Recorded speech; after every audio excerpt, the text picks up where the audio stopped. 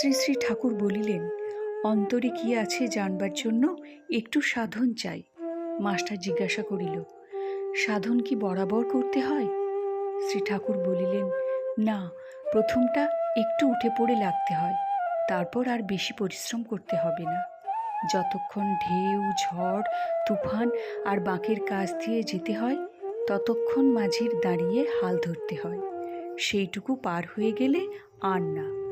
যদি বাঁক পার হলো আর অনুকূল হাওয়া বইল, তখন মাঝি আরাম করে বসে, হালে হাতটা ঠেকিয়ে রাখে, তারপর পাল টাঙাবার বন্দোবস্ত করে তামাক সাজতে বসে।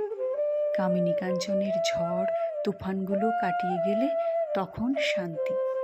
কারো কারোর যোগীর লক্ষণও দেখা যায়, কিন্তু তাদেরও সাবধান হওয়া উচিত। কামিনী কাঞ্চনই যোগের ব্যাঘাত ঘটায় গো।